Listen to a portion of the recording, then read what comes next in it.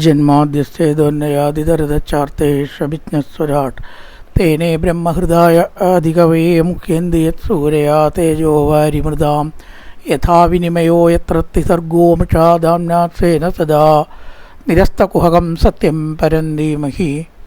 നമസ്കാരം. സനാതന ധർമ്മസംഹിതകളിലെ വിജ്ഞാനശകലങ്ങൾ പങ്കുവയ്ക്കാനായുള്ള ചാനലായ നാദശ്രീയിലേക്ക് എല്ലാവർക്കും സ്വാഗതം.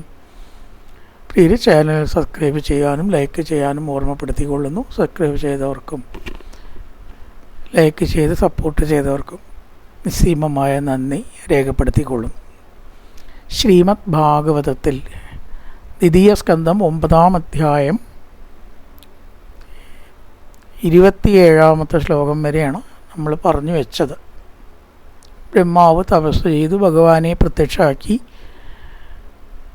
സൃഷ്ടി നടത്തലാണ് ബ്രഹ്മാവിൻ്റെ ഉദ്ദേശവും ആവശ്യവും ആഗ്രഹവും. അപ്പം അത് നടത്താൻ തപസ്സില്ലാതെ ലോകത്തിൽ ഒന്നും ചെയ്യാൻ കഴിയില്ല. അതുകൊണ്ട് സൃഷ്ടിക്കും വേണം എന്ത് തപസ്. അത് പങ്ക് ചെയ്തു, അതിൻ്റെ ഫലം എന്തായാലും അങ്ങേക്ക് കിട്ടും. പിന്നെ സത്യത്തിൽ എന്താ വെച്ചാൽ സൃഷ്ടി സ്ഥിതി സംഹാരമൊക്കെ ബ്രഹ്മദേവ ഞാനാണ് നടത്തണം, ഞാൻ തന്നെയാണ്. അങ്ങ് ഒരു നിമിത്തമാത്രം ഭവ സവ്യസാചിന്ന് അർജുനനോട് പറയുണ്ടായി. അർജുന, നിൻ്റെ ശത്രുക്കളെയൊക്കെ എന്നോ ഞാൻ സത്യത്തിൽ പറയാച്ചാൽ കൊന്നിരിക്കണു, ഞാനാ കൊല്ലണത്. നീ എന്ത് ചെയ്യണം? പേരിന് അസ്ത്രം അയക്കാൻ എൻ്റെ കൈ കൊണ്ടായി എന്ന് വരണം, അത്രയേ ഉള്ളൂ. ആർക്കാ ഇതിൻ്റെയൊക്കെ കൊല്ലേണ്ട ബാധ്യത ഞാൻ ഏറ്റെടുത്ത് കഴിഞ്ഞു. ശരിക്കും കൊല്ലണത് ആരാ വെച്ചാൽ ഞാനാണ്. അപ്പോൾ ഈ ലോകത്തിലെ എല്ലാ കാര്യങ്ങളും ചെയ്യുന്നത് ഈശ്വരനാണ്. നമ്മളതിനൊരു ഉപാധിയായിട്ട് മാറുന്നു, അത്രയേ ഉള്ളൂ. നമ്മുടെ പറഞ്ഞ 26-ാമത്തെ ശ്ലോകത്തിൽ വിലുംബൻ വിസൃജൻ ഗൃഹൻ ബിഭ്രതാത്മാനമാത്മന യഥാത്മമായ യോഗേന നാനാശക്തി ഉപബൃംഹിതം. ഏകമായിട്ടുള്ള ഞാൻ പല ശക്തികളെ ഉപയോഗിച്ച് ആശ്രയിച്ച് എന്ന് പറഞ്ഞാൽ ഉപയോഗിച്ചതെന്നാണ്. വിലുംബൻ വിസൃജൻ ഗൃഹൻ. വിലുംബൻ എന്ന് പറഞ്ഞാൽ സംഹരിക്കുകയാണ്, ഇല്ലാണ്ടാക്കുക. വിസൃജൻ എന്ന് പറഞ്ഞാൽ സൃഷ്ടിക്കലാണ്, സൃഷ്ടിക്കലും അതെ ഇല്ലാണ്ടാക്കലും അതെ. പിന്നെ ഗൃഹൻ നടത്തിപ്പ്, സ്ഥിതി.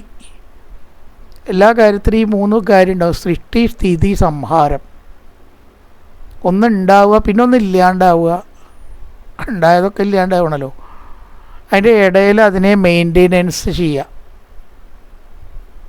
എർത്ത് ബിൽഡിങ്ങൊക്കെ പെയിൻ്റ് അടിച്ചിട്ട് നേരാക്കിയിട്ടും മെയിൻറ്റെയിൻ ചെയ്ത് 100 കൊല്ലം കഴിഞ്ഞാൽ എന്താ ഉണ്ടാവുക? തട്ടിപ്പൊട്ടിച്ച് പുതിയതാണ് കെട്ടണം. അതിലധികം നിൽക്കില്ല ഒരു ബിൽഡിങ്, അതിൻ്റെ ഉള്ളിൽ താമസിക്കാൻ പറ്റില്ല പിന്നെ. അപ്പോൾ അതില്ലാണ്ടാക്കണം അല്ലേ? അപ്പോൾ എല്ലാറ്റിനും ഉണ്ട് ഈ മെയിൻ്റനൻസ്, സൃഷ്ടിക്കൽ. ഇത്ര കഷ്ടപ്പെട്ടിട്ടാണ് ഉണ്ടാക്കണം. 100 കൊല്ലം കഴിഞ്ഞിടയ്ക്ക് നമ്മളാവില്ല അതിനെ തട്ടിപ്പൊട്ടിക്കുക എന്ന് മാത്രം. പക്ഷെ അതിനുണ്ടാവും അങ്ങനെ സംഗതി തീർച്ചയാണ്. അപ്പോൾ സത്യത്തിൽ എല്ലാ കാര്യത്തിനും സൃഷ്ടിയിട്ടിരി സംഹാരമുണ്ട്. അത് നടത്തുന്നത് ബ്രഹ്മദേവ ഞാനാണ്. പറയണം ഭഗവൻ ചിച്ചിതമഹം കരവാണി കതന്ത്രിത നേഹമാന പ്രജാസർഗം ബുദ്ധിയേയം യദനുഗ്രഹാൽ. ഇന്ദ്രിവടിയാൽ ആജ്ഞാപിക്കപ്പെട്ട പ്രജാസർഗം ഈ ബ്രഹ്മദേവൻ്റെ മറുപടിയാണ്.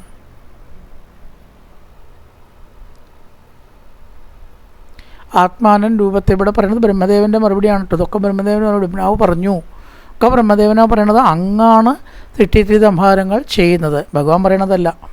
ബ്രഹ്മാവ് പറഞ്ഞു, ബ്രഹ്മോ വാച. അതിൻ്റെ താഴെയാണതൊക്കെ വരുന്നത്. വിരുമ്പൻ ബൃഹൻ ഗണ്ണൻ പറയുന്നത് ബ്രഹ്മാവാണ്. അങ്ങ് എന്ന് ഭഗവാനോട് ഭഗവാനെ അങ്ങാണ് ഇത് സൃഷ്ടിക്കുകയും രക്ഷിക്കുകയും എല്ലാം ബ്രഹ്മദേവൻ്റെ വാക്കാണ് കേട്ടോ. അങ്ങ് ഇതിനെ സൃഷ്ടിക്കുന്നു, രക്ഷിക്കുന്നു, സംഹരിക്കുന്നു. ഞാനൊരു കാരണമായിട്ട് തീരുന്നു. ഏത് ഊർണനാഭിർ യഥോർണുത്, 8 കാലി നല്ല ഉദാഹരണം പറഞ്ഞു. അതിൻ്റെ ഉള്ളിൽ നിന്ന് നൂലുണ്ടാക്കുന്നത് പോലെ അല്ലയോ സർവേശ്വര. ബ്രഹ്മദേവൻ പറയണം അങ്ങ് ഈ ലോകത്തെ സൃഷ്ടിക്കുന്നു. ഭഗവത് ചിച്ചിതമഹം കരവാണി കതന്ത്രിത നേഹമാന പ്രജാസർഗം ബുദ്ധിയേയം യദനുഗ്രഹോട്ട്. സർവേശ്വര, അങ്ങയാൽ ആജ്ഞാപിക്കപ്പെട്ട പ്രജാസൃഷ്ടി, ലോകത്തെ സൃഷ്ടിക്കാനുള്ള ഉത്തരവാദിത്തമാണ് എനിക്ക് തന്നിരിക്കുന്നത്. അതും നല്ല പറഞ്ഞു അതിന്ദ്രിത, നല്ല പറഞ്ഞ കാര്യം, മടിയില്ലാതെ ഞാൻ ചെയ്യാം. പക്ഷെ എന്താണ് ഇവിടെ ചെറുതായിട്ടൊരു പ്രശ്നം? അടുത്ത ശ്ലോകം യാവത് സഖിരിവേശത്തെ കൃത പ്രജാവിസർഗേ വിഭജാമി ഭോജനം അവിക്ലവർത്തേ പരികർമ്മണി സ്ഥിതോ മാമേ സമുന്നദ്ധമതോജമാനിന. അല്ലയോ ഈശ്വര, ബ്രഹ്മദേവൻ പറയണം, യാവത്ത് ഏതുവരെ, ജപ് തക് എന്നൊക്കെ ഹിന്ദിയിൽ പറയുന്നത് യാവത്ത് ഏതുവരെ, സഖ്യ സഖിക്ക്, സഖാ യുവ സഖാവെന്ന പോലെ, തേ നിന്തിരുവടിയാൽ, കൃത സൽക്കരിക്കപ്പെട്ട അഹം ഞാൻ,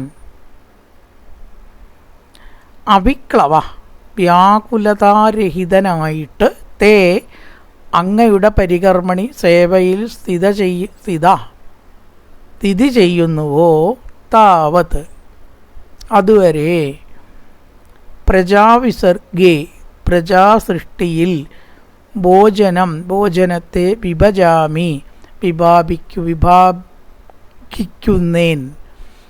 ഞാൻ വിഭാഗിക്കുന്നു, അജമാനിന അജൻ എന്ന് അഭിമാനിക്കുന്ന, അജൻ എന്ന് പറഞ്ഞാൽ ഇവിടെ ബ്രഹ്മാവ്. എന്തൊക്കെ അർത്ഥമുണ്ട് അജൻ എന്നുള്ളതിനറിയോ? ആട്, ബ്രഹ്മാവ്, ഇന്ദ്രൻ, സാക്ഷാൽ ഭഗവാൻ. സഹസ്രനാമത്തിൽ അജൻ അജോ കാണാം അല്ലേ? അജൻ എന്നുള്ള വാക്കുണ്ടത്. അപ്പം അത് ഈ ഭഗവാനും ചേരുന്ന വാക്കാണ്. സന്ദർഭത്തിനനുസരിച്ചാണ് അർത്ഥം എടുക്കേണ്ടത്. ഇപ്പം അജൻ ഇവിടെ ബ്രഹ്മാവാണ്. ജനിക്കാത്തവൻ എന്നുള്ള അർത്ഥത്തിൽ ഭഗവാൻ അങ്ങനെയാവാം. ഇവിടെ ബ്രഹ്മാവ്. അജൻ എന്ന അഭിമാനിക്കുന്ന എനിക്ക്, എന്ന് പറഞ്ഞാൽ എനിക്ക്, സമുന്നതമത ഉത്കടമായ അഹങ്കാരം ഉണ്ടാകരുതേ. അഹങ്കാരം എന്ന് പറഞ്ഞാൽ എന്താ അർത്ഥം ശരിക്കും ചോദിച്ചാൽ, നമ്മൾ ഉദ്ദേശിക്കുന്ന അഹംദാഹമതി എന്നല്ല, അത് മാത്രമല്ലല്ലോ ആ വാക്കിനർത്ഥം. ഇവിടെ ഇപ്പോൾ കർത്തൃത്വ ഭോക്തൃത്വ ഭാവം, അതാണ് ഇവിടെ ശരിക്കും അഹങ്കാരം എന്നുള്ളതുകൊണ്ട് ഉദ്ദേശിക്കുന്നത്. അർത്ഥം അങ്ങനെ ആയാലും ശരിയാവും. എന്താ കർത്തൃത്വ ഭോക്തൃത്വ ഭാവം?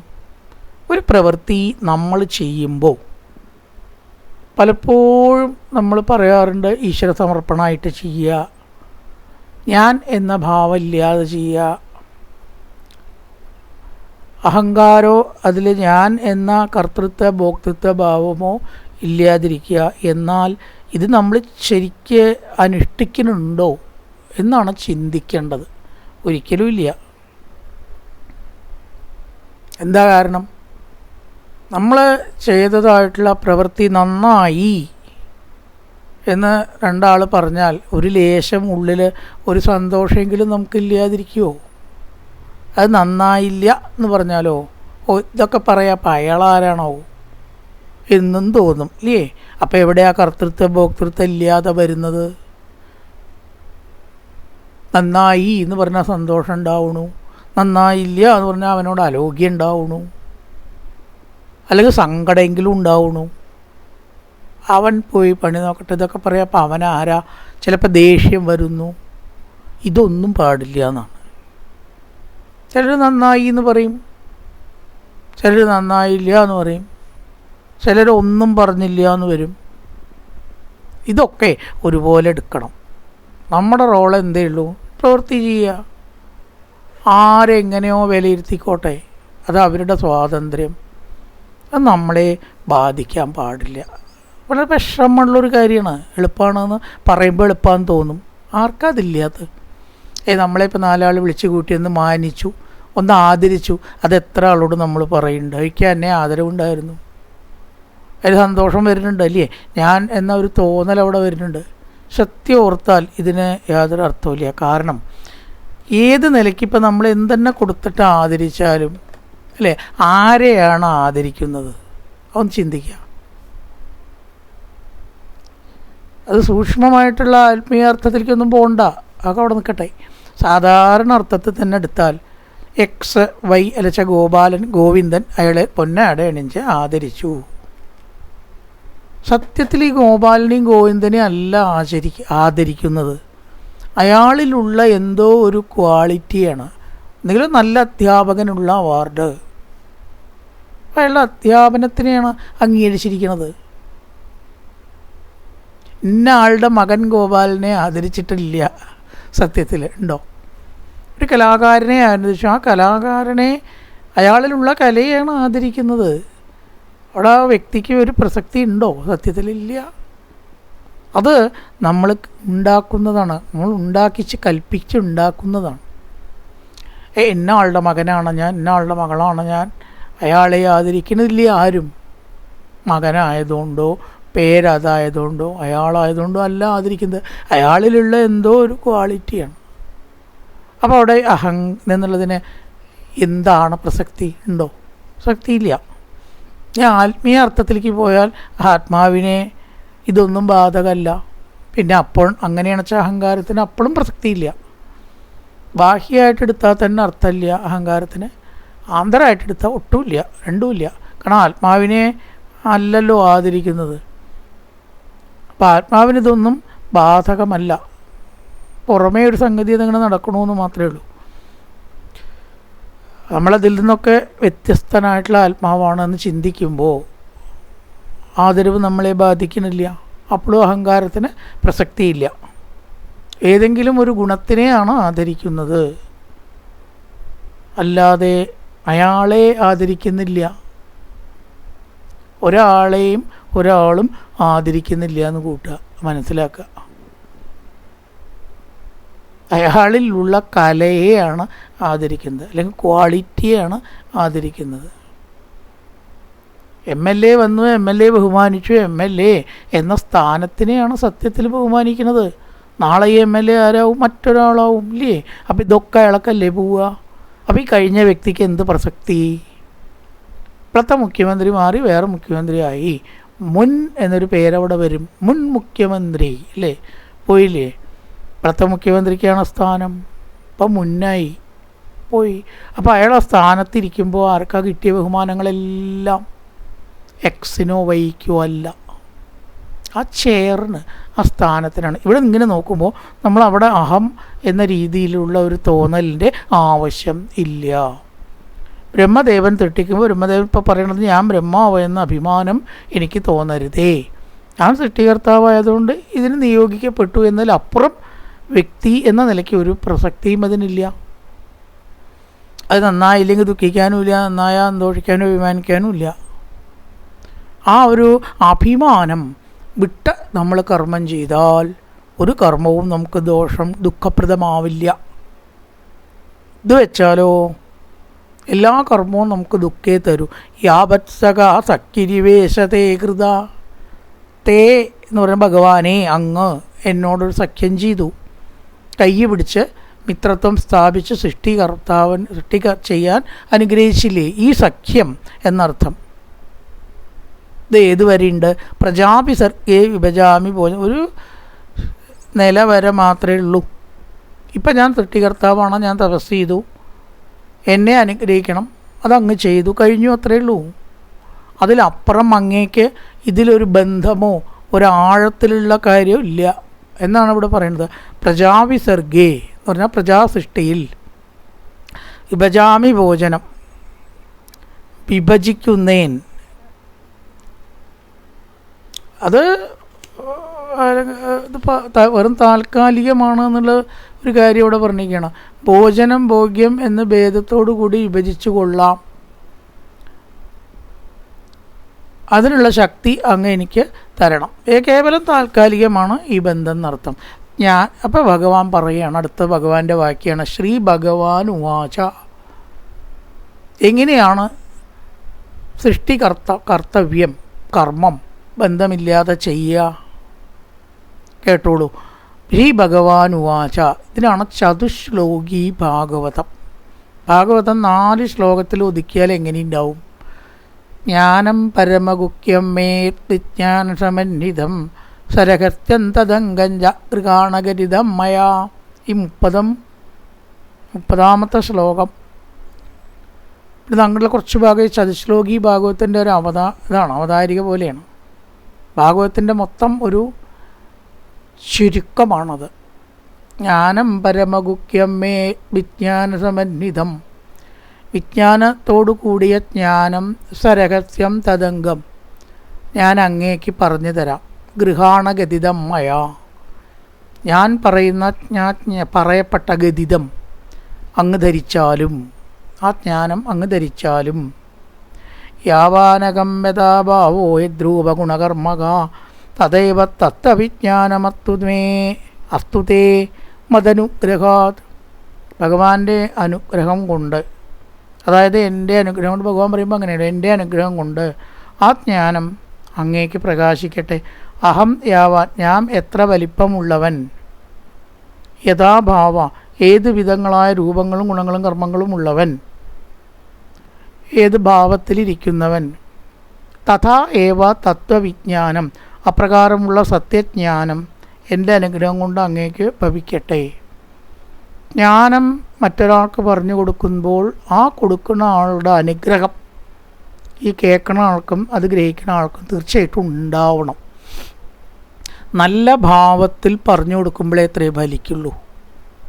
അതാണ് ഗുരുവിൻ്റെ അനുഗ്രഹം ജ്ഞാനം പ്രകാശിക്കാൻ വേണം എന്ന് പറയാൻ കാരണം. ആ ഒരു മനസ്സന്തോഷം ആണ് അനുഗ്രഹം എന്ന് പറയാൻ വളരെ പ്രധാനമായിട്ട് വേണം, അല്ലെങ്കിൽ അത് വേണ്ട പോലെ പ്രകാശിക്കില്ല. യാവാനകം യഥാഭാവോ യദ്രൂപഗുണകർമ്മക തഥൈവ തത്വവിജ്ഞാനം അസ്തുതേ മദനുഗ്രഹാത്. എൻ്റെ അനുഗ്രഹം കൊണ്ട് അങ്ങേക്ക് ആ ജ്ഞാനം അറിയോ ബ്രഹ്മദേവ ഉണ്ടാവട്ടെ. അപ്പോൾ ഭഗവാന്റെ അനുഗ്രഹം ആദ്യം കഴിഞ്ഞു. ഇവിടെ ഇനി എന്തായാലും പ്രകാശിക്കും. ഇനി ഇവിടുന്ന് അങ്ങോട്ടാണ് ചതുശ്ലോകി ഭാഗവതം. അഹമേവാസമേവാഗ്രേനാന്യ സദസത്പരം പശ്ചാത്തകം വ്യതേതയോപശിഷ്യേതസോസ്മ്യഹം. ചതുശ്ലോകി ഭാഗവതത്തിൽ ആദ്യത്തെ ശ്ലോകം 32-ാമത്തെയാണ് ഈ ഗ്രന്ഥത്തിൽ. ചിലപ്പോൾ വ്യത്യാസം വരാട്ടോ, 33-ഓ 31-ഓ അങ്ങനെ ചെറിയൊരു ശ്ലോകം കൂടെ മാറാം. മൂലം നോക്കിയാലേ അറിയുള്ളൂ, അതിനനുസരിച്ചാണ് അപ്പോൾ അതിലൊക്കെ ഉണ്ടാവുക. അതായത് ഇതിൽ 32-ാമത്തെയാണ് ശ്ലോകം. ശ്ലോകം ഇതാണ്: അഹമേവാസമേവാഗ്രേ നാന്യത് സദസത് പരം പശ്ചാത്തകം വ്യതേതച്ച യോപശിഷ്യേത സോസ്മ്യഹം. വളരെ ശ്രദ്ധിച്ച് മനസ്സിലാക്കേണ്ട ശ്ലോകങ്ങളാണ്. എന്താണ്? സൃഷ്ടി എന്ന് പറയുന്ന ലോകത്തിൻ്റെ മുമ്പേ ഞാൻ മാത്രമേ ഉണ്ടായിട്ടുള്ളൂ. ഭഗവാൻ പറയണം, ഭഗവാനല്ലാണ്ട് മറ്റൊന്നും ഇല്ല. സർവം കല്ലിതം ബ്രഹ്മ. ഇതൊരു വേദത്തിലത്തെ വാക്യാണ്. ഏത് വേദാന്ന് ഇപ്പം എനിക്ക് അങ്ങോട്ട് തോന്നുന്നില്ല. പ്രജ്ഞാനം ബ്രഹ്മ, സർവം കല്ലിതം ബ്രഹ്മ, അഹം ബ്രഹ്മോസ്മി, തത്വമസി. ഇത് നാല് വേദങ്ങളിലത്തെ ഓരോ പ്രധാന വാക്യാണെന്നാണ് പറയുക. അതിലത്തെ ഒന്നാണ് സർവം കല്ലിതം ബ്രഹ്മ. ഈശ്വരൻ മാത്രമേ ഉണ്ടായിട്ടുള്ളൂ. ഈ കാണുന്ന പ്രപഞ്ചമോ രാവോ പകലോ സ്ത്രീയോ പുരുഷനോ പഞ്ചഭൂതങ്ങളോ ഒരു കാലത്ത് ഇല്ല, ഒരു പ്രത്യേക സമയത്ത് ഇല്ല. നോ, യാതൊന്നും തന്നെ ഇല്ല. അഹമേവ ആസം, ഞാൻ മാത്രമേ ഉണ്ടായിട്ടുള്ളൂ. അഗ്രേ, ആദിയിൽ. എല്ലാ മതവും അങ്ങനെ തന്നെ കേട്ടോ പറയണത്. ഈശ്വരൻ മാത്രമേ ഉണ്ടായിരുന്നുള്ളൂ, പിന്നീടാണ് പ്രപഞ്ചം ഉണ്ടായത്. ആദിയിൽ വചനമുണ്ടായി എന്ന് ബൈബിൾ പറയുന്നു, ശബ്ദമുണ്ടായി. അപ്പോൾ ഒരു കാലത്ത് ഇതൊന്നുമില്ല. നാന്യത് യത്, അതുകൊണ്ടാണ് നാന്യദ്യത്. നാന്യത് പ്ലസ് യത്, നാന്യത് യത് സദസത്പരം. നാന്യദ്യത് എന്ന് കിട്ടില്ലെങ്കിൽ നാന്യ യത് എന്ന് വായിക്കാം, കുഴപ്പമില്ല. നാന്യ യത് സദസത്പരം, യത് എന്നുണ്ട് അവിടെ. സത്തായിട്ടും അസത്തായിട്ടും കാണുന്ന ഈ പ്രപഞ്ചം ഉണ്ടായിട്ടില്ല ഒരു കാലത്ത്. ഇനി ഒരു കാലത്ത് ഈ പ്രപഞ്ചം ഇല്ലാതാവും എന്നാണ് തത്വങ്ങൾ പറയണത്. ഒക്കെ വിശ്വസിക്കാൻ നമുക്ക് ബുദ്ധിമുട്ട്. അപ്പം ഉണ്ടായി എന്ന് വിശ്വസിക്കുന്നുണ്ടോ നമ്മൾ? പറഞ്ഞാൽ പെട്ടെന്ന് ഏൽക്കുന്നുണ്ടോ നമുക്ക്? ഇതൊക്കെ ഒരു ദിവസം ഉണ്ടായതാണോ? ഏതോ കാലത്തുള്ളതല്ലേ, ഇതുണ്ടാവുമോ ഏതെങ്കിലും ഒരു ദിവസം എന്ന് നമുക്ക് സംശയം തോന്നുന്നുണ്ട്. ഏതോ കാലം മുതൽക്കുള്ളതല്ലേ എന്നാണ് നമ്മൾ തോന്നുന്നത്. അങ്ങനെയല്ല, ഒരു കാലത്ത് ഉണ്ടായതാ. അപ്പം ഇതില്ലാതാവും എന്നുള്ളത് നമുക്ക് തോന്നണില്ല എന്ന് പറഞ്ഞിട്ട് കാര്യമില്ല. അങ്ങനെ ഒരു സംഗതി ഉണ്ട്. പശ്ചാത്തകം വ്യതേതച്ച, ഈ ലോകമില്ലാതായാൽ എന്താ ബാക്കി ഉണ്ടാവുക? യോപശിഷ്യേത സോസ്മ്യഹം, ഞാൻ മാത്രം അവശിഷ്യേത, അവശേഷിക്കുന്നു. അപ്പോഴും ഞാൻ ഉണ്ടാവും. ലോകം ഇല്ലാണ്ടായാലും ഭഗവാനുണ്ട്, ലോകം ഉണ്ടാവുന്നതിന് മുമ്പേയും ഭഗവാനുണ്ട്. അഹമേവാസമേവ അഗ്രി അഗ്രിയാദിയിൽ നാന്യത് യത് സതസത്പരം നാന്യത് യത് സതസത്പരം.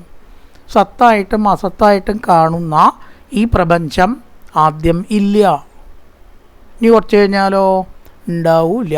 പശ്ചാദഹം യഥേതച്ച, ഇതെല്ലാം ഇല്ലാണ്ടായാൽ യോവശിഷ്യേതസോസ്മ്യഹം, അപ്പോൾ അവശേഷിക്കുന്നത് എന്താണ്? ഞാൻ തന്നെ. ഇടയിൽ മാത്രമാണ് പ്രപഞ്ചം എന്ന പ്രതിഭാസം, അത് ഞാനല്ല എന്നാണ് ഭഗവാൻ പറയണത്. ഞാനല്ല എന്ന് പറഞ്ഞാൽ ഞാനല്ലാതെ ആണ് ആളുകൾക്ക് തോന്നുന്നത്. ഇനി അടുത്ത ശ്ലോകം 33 ഹൃദയർത്തമ്യത് പ്രതീയേതാന പ്രതീയേതചാത്മനി തദ്വിദ്യാദാത്മനോമായ യഥാഭാസോ യഥാതമാ. ആദ്യം ഞാൻ ഉണ്ടായിരുന്നു, ലോകമില്ല. ഈ ലോകം പണ്ട് കുറച്ചാൾ കഴിഞ്ഞാൽ ഇല്ലാണ്ടാവും. അപ്പം ഏതാ ഉണ്ടാവുക? ബാക്കി അവശിഷ്യേത, അവശേഷിക്കുന്നത് ബ്രഹ്മാവേ ഞാനാണ്. അന്ന് ലോകം ഉണ്ടാവില്ല കേട്ടോ. അപ്പം ഇടയിലോ ഈ ലോകം ഉണ്ടായി നശിച്ചു, അതിൻ്റെ ഇടയിലുള്ളത് ഏതാ? ഇടയിൽ ഉള്ളതും സത്യത്തിൽ ഞാൻ തന്നെയാണ്. അപ്പം ലോകം എന്നൊന്നില്ല, അത് ഞാൻ തന്നെയാ. ഞാൻ തന്നെയാണ് ആദ്യമുള്ളൂ, ഞാൻ തന്നെയാണ് മധ്യമുള്ളൂ, അവസാനമുള്ളൂ. എങ്കിൽ മധ്യത്തിൽ ഞാൻ തന്നെ ഉണ്ടാവാൻ വഴിയുള്ളൂ. ഒരു തർക്കശാസ്ത്രപ്രകാരം അങ്ങനെ അത്രേ. ആദ്യം അവസാനവും ഉള്ളത് തന്നെ ഇടയിലുണ്ടാവുള്ളൂ, വേറെ ചിലതുണ്ടാവുക വയ്യ എന്നാണ്. അപ്പം ലോകോ ഭഗവാനാണോ? അതെ. ഹൃദയർത്ഥം, ഇത് ഞാനല്ലാതെ, ഹൃദയ മൈനസ് എന്നുള്ളതാണ് ഈ ഹൃദയ എന്ന് പറയുക. ഞാനല്ലാത്ത എന്തൊക്കെ ഉണ്ടോ, യത് പ്രതീയേത ന പ്രതീയേത ചാത്മനി, ആത്മാവിൽ ഉണ്ട് എന്ന തോന്നലാണ് പ്രപഞ്ചം. തദ്വിദ്യാത് ആത്മനോമായാം യഥാ ആഭാസോ യഥാ തമ. തീർച്ചയായിട്ടും ചിലർ വിചാരിക്കും ഇയാൾക്ക് വട്ടായി. കാരണം ഈ ലോകം മുഴുവൻ ഇല്ലാത്തതാണെന്ന് പറഞ്ഞാലേ ആർക്കെങ്കിലും പെട്ടെന്ന് വിശ്വസിക്കാൻ പറ്റുമോ? ഇതൊക്കെ ഇല്ലാത്തതാണ്, ഞാനില്ല, നിങ്ങളില്ല, നമ്മളല്ലാത്തത് ആരുമില്ല. എന്നാൽ ഇല്ലാത്തതിൽ ഉണ്ട് എന്ന തോന്നൽ ഉണ്ട് എന്ന് ആദ്യം മനസ്സിലാക്കിയാൽ ഇതും ശരിയാവാം എന്ന് ആദ്യം മനസ്സിലാക്കി, പിന്നെ അത് ശരിയാണ് നമ്മൾ സമ്മതിക്കേണ്ടി വരും. അതിനവിടെ യഥാഭാസോ യഥാ തമ എന്ന് പറഞ്ഞത്. ഇവിടെ ഭാസോ എന്നല്ല, ശരിക്ക് ആഭാസോ എന്നാണ്. ആഭാസം ഉണ്ട് എന്ന തോന്നലിനാണ് ഇവിടെ ആഭാസത്തിൻ്റെ അർത്ഥം. ശരിയല്ലാത്തതും പരിഹാസ്യമായിട്ടൊക്കെ ആഭാസം ഔട്ടോ എന്ന് പറയും നമ്മളില്ലേ, അതല്ല ഇവിടെ അർത്ഥം, വ്യത്യാസമുണ്ട്. ഇവിടെ തോന്നൽ എന്നാണ്. യഥാ ആഭാസോ യഥാ തമ.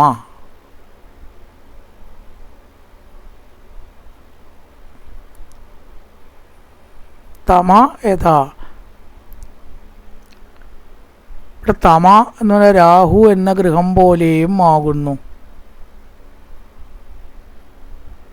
ഇരുട്ടൽ ഒരു വസ്തു തെറ്റായിട്ട് നമുക്ക് തോന്നുന്നത് പോലെയെന്ന് എളുപ്പത്തിൽ പറയുകയാണെങ്കിൽ, തമ എന്ന് പറഞ്ഞാൽ ഇരുട്ടാണ്.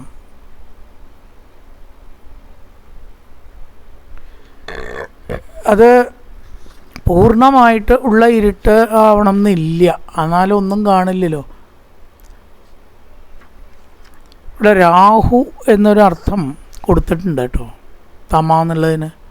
രാഹു എന്നൊരു ഗ്രഹം ഉണ്ട് എങ്കിലും ചന്ദ്രനിലും സൂര്യനിലും പ്രതിഫലിക്കുന്നത് കൊണ്ട് മാത്രമേ അതിനെ അറിയാൻ കഴിയുള്ളൂ.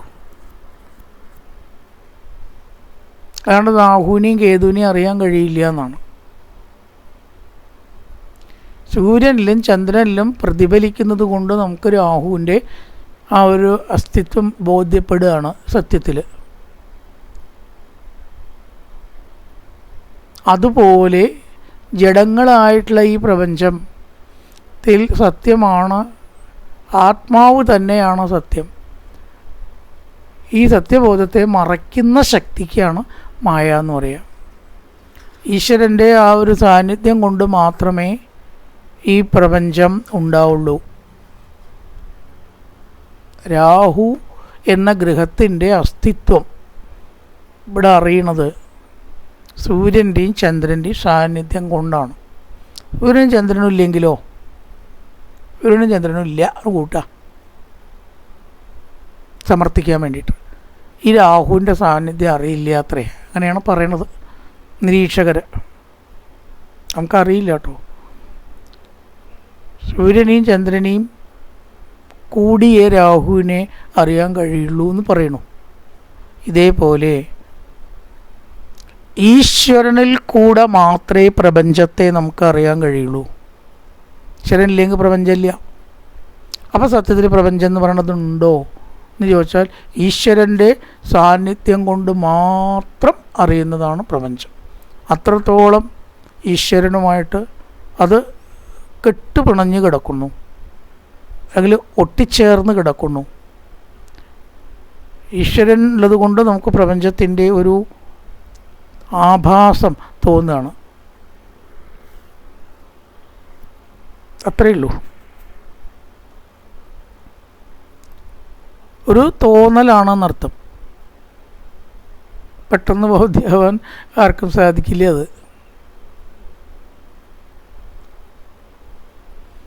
അത് തത്വജ്ഞാനത്തിൻ്റെ കുറച്ച് ഉയർന്ന അവസ്ഥയിൽ മാത്രമേ ബോധ്യമാവുള്ളൂ. യഥാഭാസോ യഥാ തമ. യഥാ 34 യഥാ മകാന്തി ഭൂതാനി ഭൂതേഷുച്ച വജേഷ്വനു പ്രവിഷ്ടാനി അപ്രവിഷ്ടാനി തഥാ തേഷുന തേഷ്വഹം പറയണം. ഇതിലെല്ലാം ഞാൻ പ്രവേശിച്ചിട്ടുണ്ട്. പ്രവിഷ്ടാനി ബ്രഹ്മാവേ, എല്ലാറ്റിലും എൻ്റെ അനുപ്രവേശമുണ്ട്. എന്നാൽ പ്രവേശിക്കാത്ത പോലെ ഞാൻ നിൽക്കുന്നു, അതിനുള്ള കഴിവ് എനിക്കുണ്ട്. പ്രവിഷ്ടാനി അപ്രവിഷ്ടാനി എന്താ അർത്ഥം? അപ്രവിഷ്ടാനി ഇവ പ്രവിഷ്ടാനിയാണ്. പ്രവേശിക്കാത്തവനെ പോലെയാണ് പ്രവേശിച്ചിരിക്കുന്നത്. വല്ലാത്തൊരവസ്ഥയാണ്. പ്രവേശിച്ചിട്ടുണ്ടെങ്കിലും പ്രവേശിക്കാത്ത പോലെ. തഥാ തേഷുന തേഷ്വകം, ഞാൻ അതിലൊന്നും ബന്ധിച്ചിട്ടില്ല. ലൊക്കറ്റിലുണ്ട്, എന്നാൽ ഒന്നിലും എഴുകി ചേർന്നിട്ടില്ല. ഏതാവദേവ ജിജ്ഞാസ്യം തത്വജിജ്ഞാസുനാത്മന അന്വയ വ്യതിരേകാഭ്യാം യത്സാഹർ സർവത്ര സർവദാ. ഇതാണ് 4ാമത്തെ ശ്ലോകം. അന്വയ വ്യതിരേകാഭ്യാം യത്സാഹർ സർവത്ര സർവദാ. ഈ എല്ലാറ്റിലും ഞാനുണ്ട്. അത് അന്വയം കൊണ്ടും വ്യതിരേകം കൊണ്ടും 2 രീതിയിലാണ് സമർത്ഥിക്കുക. ആത്മാവാണ് എല്ലാം എന്ന് പറയുന്നത് അന്വയം, എല്ലാം ആത്മാവാണെന്ന് പറയുന്നത് വ്യതിരേകം. തിരിച്ചും മറിച്ചും. വിശ്വമാണ് ഭഗവാനാണ് വിശ്വം. അത്രയേ ഉള്ളൂ. അതൊന്നും തന്നെ അങ്ങോട്ടും ഇങ്ങോട്ടും പറയുക, അത്രയേ ഉള്ളൂ. ഞാൻ തന്നെ ഇതെല്ലാം ഞാൻ തന്നെ എന്ന് പറഞ്ഞാൽ ഒന്ന് തന്നെയല്ലേ. അന്വയ വ്യതിരേകാഭ്യാം വ്യത്യാർ സർവത്ര സർവത. അപ്പോൾ എല്ലാറ്റിലും ഞാൻ തന്നെയാണ് ഉള്ളത്. ആ ഞാനാണ് പ്രപഞ്ചത്തെ പ്രകാശിപ്പിച്ചുകൊണ്ടിരിക്കുന്നത്. എല്ലാറ്റിലും പ്രവേശിച്ചിട്ടുണ്ടെങ്കിലും പ്രവേശിക്കാത്ത പോലെ ആണ് ഞാൻ സ്ഥിതി ചെയ്യുന്നതും നിൽക്കുന്നതും. ഹൃദയർത്ഥം യത് പ്രതീയേത ന പ്രതീയേത ജാത്മനി തദ്വിദ്യാത്മനോമായാം യഥാഭാസോ യഥാതമ. എന്താണ് ചതുശ്ലോകി ഭാഗവതം? ഞാൻ മാത്രമേ ഉണ്ടായിട്ടുള്ളൂ. 32ാമത്തെ ശ്ലോകം. ഞാൻ മാത്രമേ ഉണ്ടായിട്ടുള്ളൂ, ഞാൻ മാത്രമേ ഉണ്ടാവുള്ളൂ. 33ാമത്തെ ശ്ലോകം. ഞാനല്ലാതെ ചിലതുണ്ട് എന്ന തോന്നൽ ഉണ്ടാവുന്നു, അതാണ് ലോകം. സൂര്യൻ്റെയും ചന്ദ്രൻ്റെയും പ്രകാശം കൊണ്ട് രാഹു ഉണ്ട് എന്ന് തോന്നുന്നത് പോലെ എൻ്റെ പ്രകാശം കൊണ്ട് ഈ പ്രപഞ്ചമുണ്ട് എന്ന തോന്നൽ മായയിൽ മുങ്ങിയവർക്ക് ഉണ്ടാവുന്നു. പിന്നെ 34ാമത്തെ യഥാ മകാന്തി ഭൂതാനി ഭൂതേഷുച്ച, എല്ലാറ്റിലും ഞാൻ പ്രവേശിച്ചിട്ടുണ്ട്, പ്രവേശിക്കാത്ത പോലെ നിൽക്കാൻ എനിക്കറിയാം. 35ാമത്തെ ഏതാവദേവ ജിജ്ഞാസം. ഇത്രയാണ് നമുക്ക് മനസ്സിലാക്കാനുള്ളൂ. യഥാ ആഭാസോ യഥാ തമ. ഇരുട്ടത്ത് ഒരു കയറ് കിടക്കണ കണ്ട് അത് പാമ്പാണ് എന്ന് തെറ്റിദ്ധരിക്കണ പോലെ, ചുരുക്കം പറയാച്ച ഒരു ഉദാഹരണം. കുറേശ്ശെ വെളിച്ചമുണ്ട്, അതുകൊണ്ടാണ് കയറിനെ പാമ്പായിട്ട് കണ്ടത്. ഒട്ടും വെളിച്ചമില്ലെങ്കിലോ കാണില്ല, കയറേ കാണില്ല. ആ കയറിനെ ചവിട്ടിയ വല്ല അബദ്ധം ഉണ്ടാവുമോ? ഒന്നും ഉണ്ടാവില്ല, കാരണം അത് കയറാണ് അല്ലേ. കയറിനെ ചവിട്ടിയാൽ എന്തെങ്കിലും ഉണ്ടാവുമോ? പക്ഷേ അത് വെളിച്ചം നല്ല പോലെ ഉണ്ടെങ്കിൽ കയറാണെന്ന് അറിയാം, അപ്പോഴും പ്രശ്നമില്ല. പ്രശ്നമുണ്ടോ? എപ്പോഴാണ് പ്രശ്നം ഉണ്ടായേ? മങ്ങിയ വെളിച്ചമാണ് പ്രശ്നമാക്കിയത്. വെളിച്ചമുണ്ടോ എന്നാണ്ട് മുഴുവൻ കാണുന്നുണ്ടോ? ഇല്ല, അത്തരം ഒരു വെളിച്ചം അവിടെ ഉണ്ടായിരുന്നു. അതുകൊണ്ട് ഈ കയറിനെ പാമ്പായിട്ട് തെറ്റിദ്ധരിച്ചു. എന്തൊക്കെ ഘടകങ്ങളുണ്ട്? കയറവിടെയുണ്ട്, ഭംഗിയ വെളിച്ചം അവിടെയുണ്ട്, കാണാനൊരാളുണ്ട്, പാമ്പ് എന്ന ആശയം മനസ്സിലുമുണ്ട് അല്ലേ. ഇത്രയും കൂടി ചേർന്നപ്പോഴാണ് ഉള്ള കയറില്ലാത്ത പാമ്പുണ്ടായത്. എന്തൊക്കെയുണ്ട്? വ്യക്തിയുണ്ട്, കണ്ണുണ്ട്, അയാൾക്ക് കാഴ്ചയുണ്ട്, അല്പം വെളിച്ചമുണ്ട്, മുഴുവൻ വെളിച്ചമില്ല. കയറ് എന്ന സാധനം അവിടെയുണ്ട്, പാമ്പ് എന്ന ആശയം മനസ്സിലുണ്ട്. ഇതെല്ലാം കൂടി ചേർന്നപ്പോൾ ഉള്ള കയറിൽ ഇല്ലാത്ത പാമ്പുണ്ടായി. പാമ്പുണ്ടോ അവിടെ? സത്യത്തിലില്ല. ഇതേപോലെ അല്പമായ അറിവിൽ നമ്മൾ പ്രപഞ്ചത്തിൽ നിൽക്കുമ്പോൾ നമുക്ക് പ്രപഞ്ചാനുഭൂതി, സംസാര ദുഃഖം, പരിഭ്രമം ഉണ്ടാവണു. അറിവ് പൂർണ്ണമായാലോ ഉണ്ടാവില്ല, ദുഃഖം ഉണ്ടാവില്ല. അറിവ് ഒട്ടുമില്ല വെച്ചാലോ അപ്പോഴും ദുഃഖം ഉണ്ടാവില്ല. അത്രേ രസമാണ്. യാതൊരു അറിവുമില്ലാത്ത ഒരാൾക്ക് ദുഃഖം ഉണ്ടാവില്ല. പരീക്ഷയിൽ ഒന്നും പഠിക്കാത്തവർക്കും ഒക്കെ പഠിച്ചവർക്കും പേടി ഉണ്ടാവില്ല. ഉണ്ടോ? ഒക്കെ പഠിച്ചവർ സുഖമായിട്ട് എഴുതും. ഒന്നും അറിയാത്തവർ നമ്പറും കൂടി എഴുതി വയ്ക്കണ്ട. അവർക്കുണ്ടോ പേടി? അവർക്ക് പേടിയില്ല, വിഷമമില്ല, സംശയമില്ല, ഒന്നുമില്ല. ഇതുപോലെ തന്നെയാണ് അല്പം അറിവ് വരുമ്പോഴാണ് പ്രശ്നം എന്ന് ചുരുക്കം. കായേന വാചാ മനസേന്ദ്രിയർവാ ബുദ്ധ്യാത്മനാ വാ പ്രകൃതി സ്വഭാവാൻ കരോതി യത്യർത്ഥകലം പരസ്മൈ നാരായണായേതി സമർപ്പയാമി.